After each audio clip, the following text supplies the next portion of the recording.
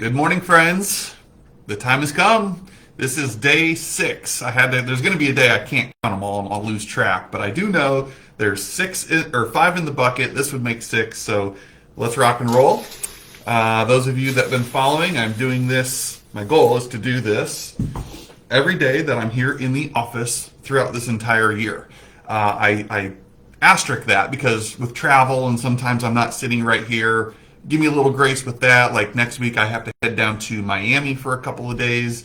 But if I can still pull it off, I will. But at least I'm committed to doing it every day that I'm sitting right here in my office. So today's question, this is a long one. What's it say? If life is so short, why do we do so many things we don't like and so many things so many things we don't do? Let me reread that. See if I can.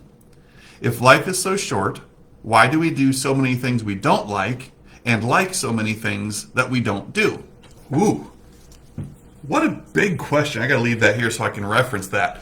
I can't answer why because each person is motivated by different things. So I'm just going to be general or stereotypical perhaps. Why do we do so many things we don't like? Let's take the first part of that question. I think I'll say it this way. As children, we grow up with all sorts of dreams and ambitions, and we don't know any limits. We're just innocents on fire.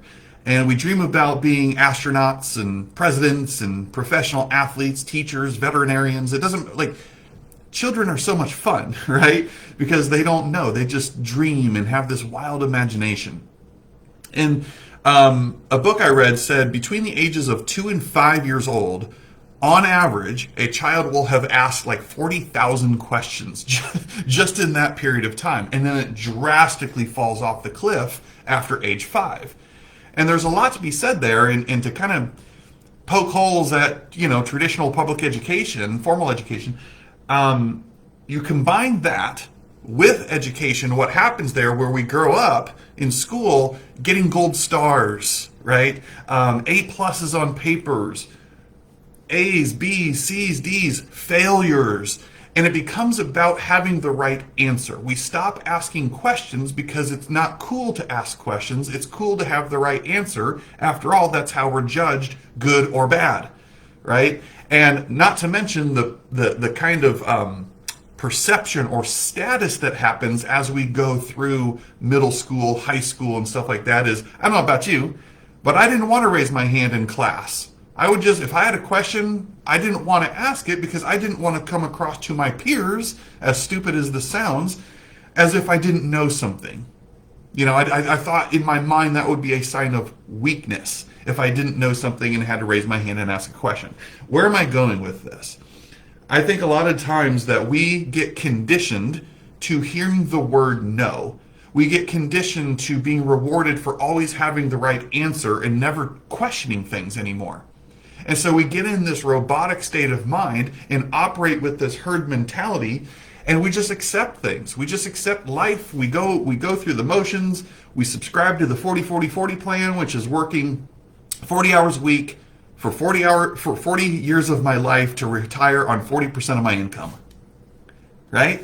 And there's just this acceptance, and I coach to this a lot with the PTFAR method, PTFAR, which is simply our programming leads to our thoughts lead to our feelings lead to our actions, and our actions lead to our results. And it's this whole thing that when you reverse engineer that order of what I just said, I think the answer lies in there a lot, is why we do so many things we don't like is because we accept it. We stopped fighting for our own greatness. We say, you know what, I've got all these responsibilities now, blah, blah, blah, which are true. And yet there's still that inner childlike faith, that thing in you that was going on when you were 3, 4, 5 years old. That never leaves us, I don't believe. We just look the other way. We try and squash it and squander it. But all of us know there's something more deep inside of us that we want. And many times, unfortunately, we stop pursuing that thing and settle for average or complacency or comfort, whatever you might want to say, and don't risk it. My daughter, when she was 6, said, "Dad, sometimes you got to risk it for the biscuit." And I'm like, what? What YouTube video did you watch to get that? However, that was part of my book. I wrote about it in my book, Cannonball, the 12 success principles children can teach you about life and business, because that was so profound coming out of the mouth of a 6-year-old. And so I think the yin and yang of that is the second half of this question, and why do we like so many things that we don't do? Those kind of go hand in hand, is we just stop going for it. We stop dreaming. We stop exploring or imagining and letting that childlike creativity come out, and we just stuff it away out of fear of, I don't know, you insert the blank, fear of loss, fear of rejection, fear of success, fear of failure, fear of not knowing what to say. I could go on for days, right? And here's where I'll leave this, because now I'm getting on a whole topic on fear. See, this is where my mind... let's talk about fear, right? Fear is an emotion. Fear is real for a lot of people. And fear is also something that, from my experience working and coaching with a bunch of folks, that they're ashamed of. They try to pretend doesn't exist. They're embarrassed by it.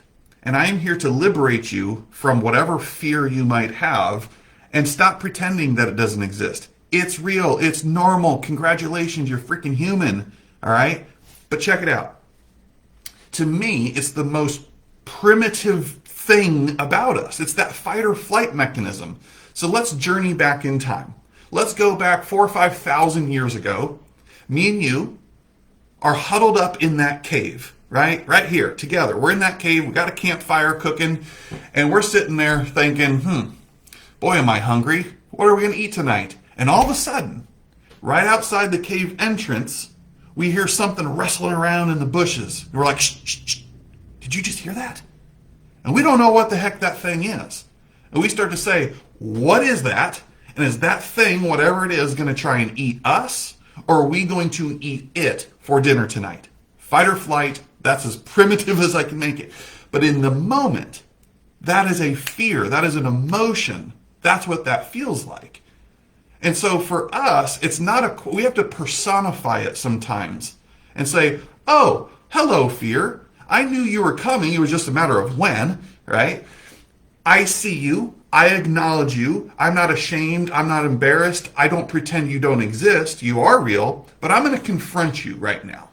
And in the case of real estate agents who I typically work with, or leaders in real estate, it's like the picking up the phone. This thing looks like it weighs 1,000 pounds, and somebody's going to jump through and rip your eyeballs out if you dare call them. Give me a break. What's the worst that could happen? So next time you fear picking up the phone, it's like, hey, fear, I knew you were going to be here. I'm good. Listen, I'm just going to go ahead and call 10 people today, ask them how I can help and be of service to them. And I know it's going to be for some people and some others it won't. That's okay either way. I'm not attached to the outcome, but I'm going to be okay this time, right? I'll see you next time. Thanks. But fear is a protection mechanism, you guys.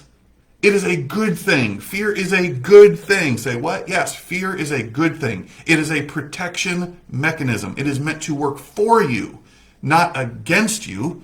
We just got to stop being ashamed of it or pretending it doesn't exist and figure out how to channel that energy into something positive for yourself. And so I think that goes right in line with this question. If life is so short, why do we do so many things we don't like and like so many things we don't do? I'd love to hear your answers, but I think it's at the root of everything I explained of how we kind of drift through life and give up on our own goals and ambitions and stop questioning things and going for it.